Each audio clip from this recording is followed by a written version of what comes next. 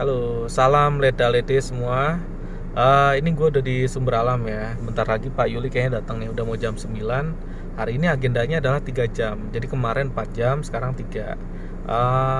Mungkin kebanyakan praktek ya.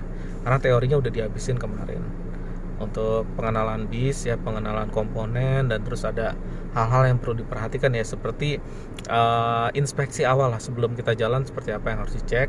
Ya standar sih sebetulnya, coolant, oli ya kan, kipas gitulah, filter, hal-hal seperti itu yang kita lakukan juga di mobil biasa kok. Dan nyalain bis juga sama aja sih sebetulnya. Nyalain bis ya tinggal, karena dia ada power ya, dicabut dulu tuh, tarik gitu kan untuk kelistrikan. Ya sebenarnya kayak mobil tua lah, kayak Passat gue lama gitu kan. Passat gue lama tuh ada switchnya, jadi kalau ditinggal ya harus cabut aki atau nggak switch itu ditarik gitu.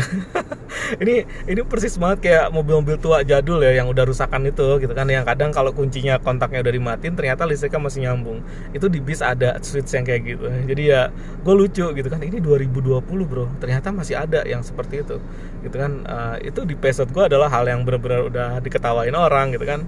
Kunci kontak dicabut tapi listrik masih nyala, jadi gue harus cabut aki atau cabut yang gue ada switchnya waktu itu di 505 untuk mematikan ya listrik secara semuanya gitu. Dan itu hal yang lucu banget buat gue di 505 ya. Kemarin gue agak kaget, ternyata di Hino switch seperti itu ada, dan memang katanya di semua bis itu ada bro, untuk mematikan power, untuk memastikan bahwa semuanya listriknya mati. Lucu ya gitu.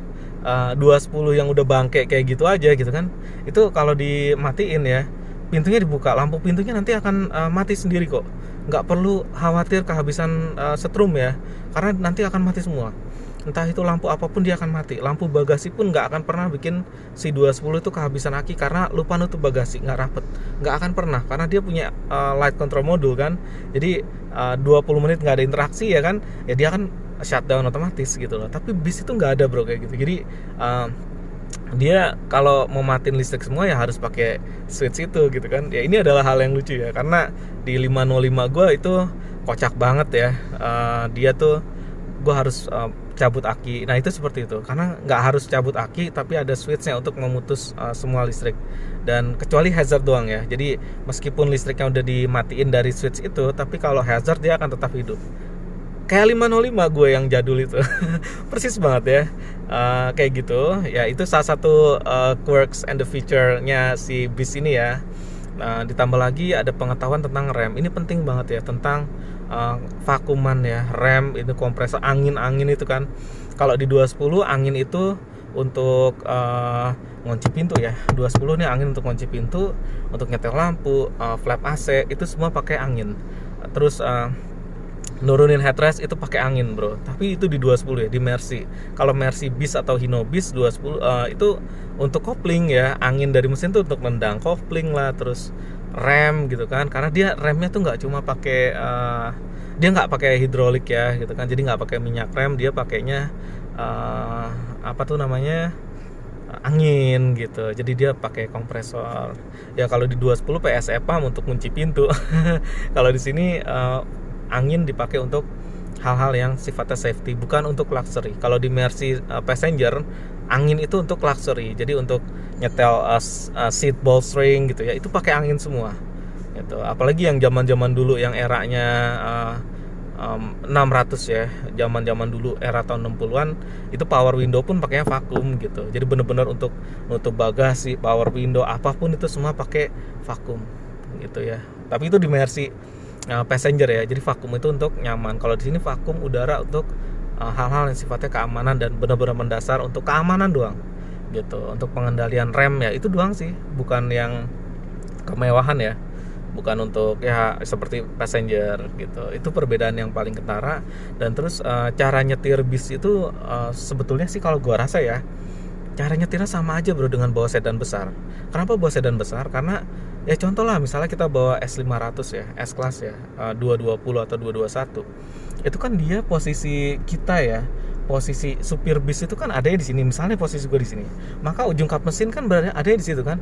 Ini kaca itu kan ada di situ bro, di bawah wiper gue gitu kan. Ya sebetulnya sih sama aja.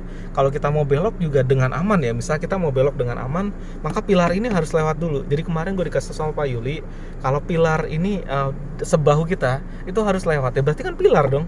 pilar B kan.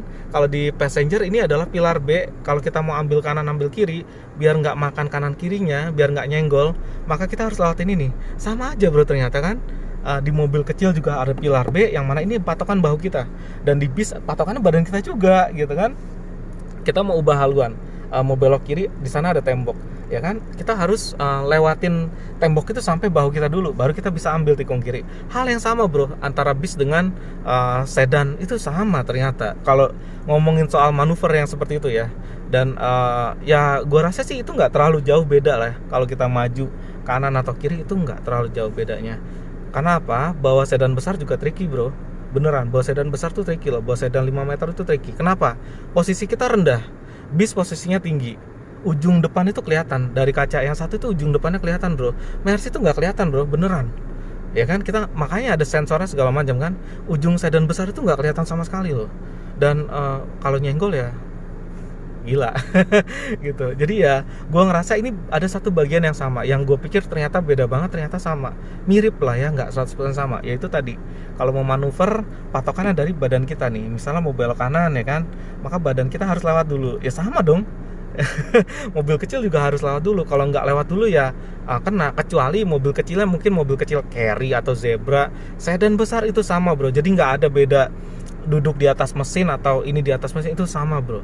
Gue rasa nih ya, dari kemarin gue latihan kan nikung-nikung gitu ya, itu gue rasa nggak jauh beda. Jadi bukan soal duduk di atas mesin atau duduk di kap mesin atau di nangkring di atas mesin atau gimana, enggak, bukan soal itu bro ternyata. Jadi soal ruang gerak sebelah kanan dan kiri, ini dari sini doang patokannya.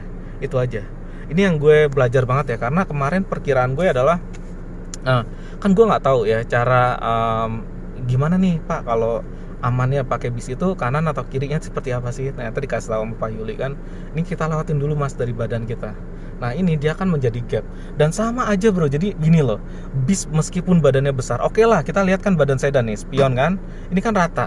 Kalau kita rata, misalnya itu tembok jaraknya cuma 3 cm, kita putar kanan, lurus nih, kita lurus banget, posisi setir lurus banget, kita putar kanan, bagasi nggak akan nyenggol. Dan di sedan juga enggak sih sebetulnya, di bis enggak, di sedan enggak bro. Jadi ini dua hal yang sebetulnya sama aja sih ya, pada dasarnya tuh sama gitu. Nyetir ini sama aja gitu ya, hanya beda dia dimensi bobot dan koplingnya yang keras bro, itu aja. Sama karakter mesin lah ya gitu kan. Dan yang perbedaan yang berikutnya yang kentara adalah di kopling. Kalau kopling manual itu dia, kita nggak perlu bis itu nggak perlu sering-sering nginjek kopling ya ternyata gitu kan, beda dengan mobil kecil. Ya mungkin karena putaran mesin dia rendah, torsinya nggak gampang mati. Bis itu nggak gampang mati di gigi 2, gigi 3 tuh ternyata nggak gampang mati. Kalau kita nikung pakai mobil kecil manual, gigi 2, gigi 3 ya mati lah. Kecepatan serendah itu ya mati lah mesinnya gitu. Seperti itu ya perbedaan yang gue rasa bawa bis dengan bawa kendaraan kecil. Dari segi manuver untuk kanan kiri itu seperti itu. Kalau dari segi dimensi ya jelas beda jauh banget lah ya. Itu perlu. Dan tanggung jawab ini yang paling besarnya, itu adalah yang paling beratnya gue rasa, tanggung jawabnya bro. Jadi bawa bis itu kan penumpangnya banyak, 50 orang ini manusia loh, dan sekeliling kita tuh manusia bro gitu. Jadi ya meskipun kambing juga berharga gitu kan, tetap aja sih gue ngelihatnya ya siapapun itulah yang hidup yang ada di sekitar kita, properti apapun itu kan ada harganya gitu kan. Nah bis ini menuntut tanggung jawab yang lebih besar karena bobot dia lebih berat ya kan, ukuran dia lebih besar. Ketika dia mogok, nyenggol atau apapun, ini semua jauh lebih besar masalahnya. Bis mogok di tengah jalan itu udah bener-bener kacau, pasti kacau lah bro gitu kan. Overheating di tengah jalan, bis itu sudah pasti kacau. Kalau mobil kita masih mending, overheating di tengah jalan ya didorong aja bisa ya kan, tapi bis gimana gitu kan.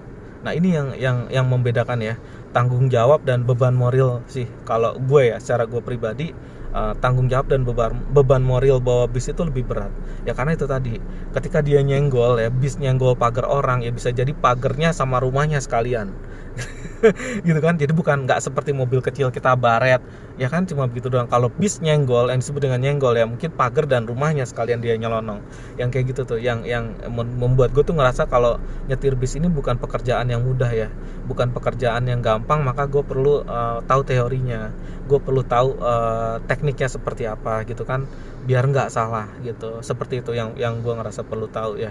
Tanggung jawabnya lebih berat karena di jalan kan kita tahu ya, motor itu seperti itu.